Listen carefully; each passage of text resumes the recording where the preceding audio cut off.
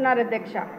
అలాగే రాష్ట్ర ప్రజల కోసం పాదయాత్ర చేసి యువత భవిష్యత్తు కోసం అహర్నిశలు కష్టపడుతున్న లోకేష్ అన్న గారు మా లాంటి యువతకు ఆదర్శంగా నిలుస్తున్నారు అధ్యక్ష.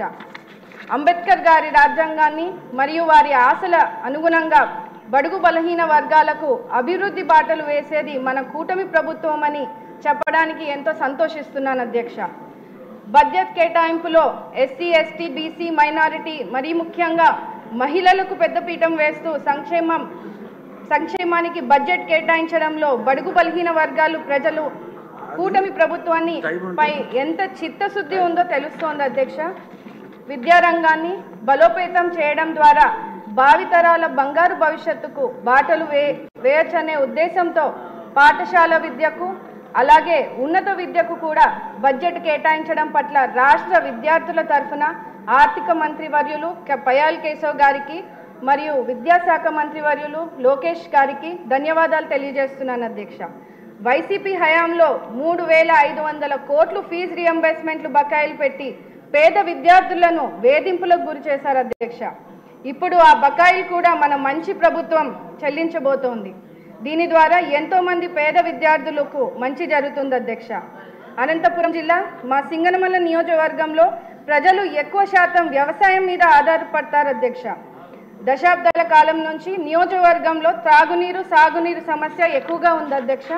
ముఖ్యంగా గండికోట నుంచి పుట్లూరు వయా సుబ్రాయన్ సాగర్ ఎత్తిపోతల పథకం ద్వారా గండికోట నుంచి సుబ్రాయన్ సాగర్ వరకు డిపిఆర్ తయారుగా ఉంది అధ్యక్ష. అది ప్రస్తుతం ఆర్థిక శాఖ క్లియరెన్స్లో ఉన్నది.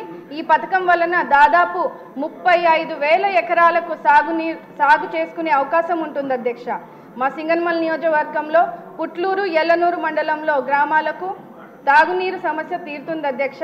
అలాగే అనేక వాటర్ స్కీమ్స్ ఉన్నప్పటికీ కూడా మా నియోజకవర్గంలో కనీసం తాగడానికి కూడా నీళ్లు లేని పరిస్థితిని ప్రజలు ఇబ్బంది పడుతున్నారు అధ్యక్ష. తగు మౌలిక సదుపాయాల కోసం అదనపు బడ్జెట్ని కేటాయించవలసిందిగా కోరుతూ అదేవిధంగా మా నియోజకవర్గంలో సింగనమల మండలం రాచేపల్లి పంచాయతీలో లిడ్ క్యాప్ కి సంబంధించినటువంటి లెదర్ ఫ్యాక్టరీ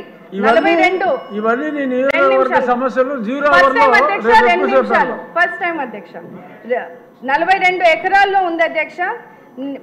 కానీ నిధులు కేటాయించలేక ఆ ఫ్యాక్టరీ గత ప్రభుత్వం మూసివేయడం జరిగింది.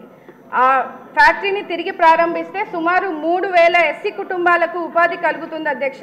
కావున ఫ్యాక్టరీపై దృష్టి సారించి నిధులు కేటాయించవలసిందిగా కోరుతూ అదేవిధంగా బీసీ ఎస్సీ స్కూల్స్ అండ్ హాస్టల్స్కు సరైన మౌలిక సదుపాయాలు లేవు అధ్యక్ష. ఎందుకంటే అక్కడ కనీసం వాటర్ ఫెసిలిటీస్ కరెంట్ ఫెసిలిటీస్ లేక పిల్లలు ఇబ్బంది పడుతున్నప్పటికీ తల్లిదండ్రులు బడులకు పంపించేందుకు కూడా మా పిల్లలను బడులను కూడా పంపించట్లేదు అధ్యక్ష. ముఖ్యంగా ఆడపిల్లలను చిన్న వయసులోనే పెళ్లిళ్ళు చేస్తున్నారు అధ్యక్ష. అందుకనే స్కూల్స్ అండ్ హాస్టల్స్కి మౌలిక సదుపాయాలు అందించాలని సంబంధిత మంత్రివర్యులను కోరుతున్నాను అధ్యక్ష.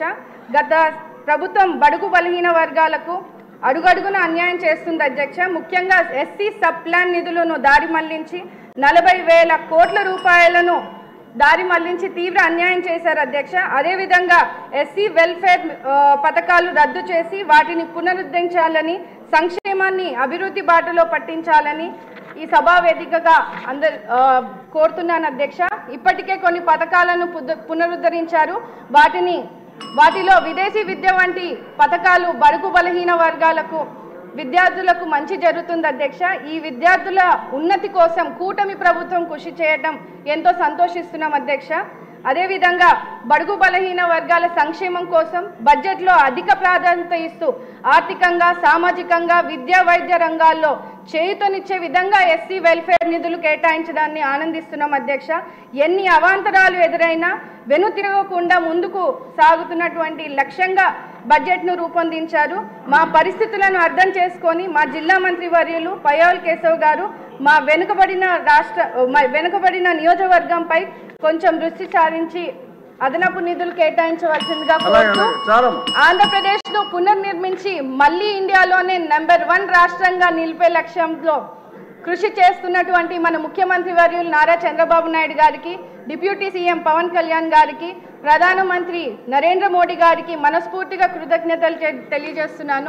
నాకు అవకాశం ఇచ్చినటువంటి ఆనరబుల్ డిప్యూటీ స్పీకర్ గారికి ధన్యవాదాలు అధ్యక్ష. జై భీమ్. మొదటిసారి మా జమ్మలమడుగు తరఫున మీరు మొదటిసారి అభినందనలు.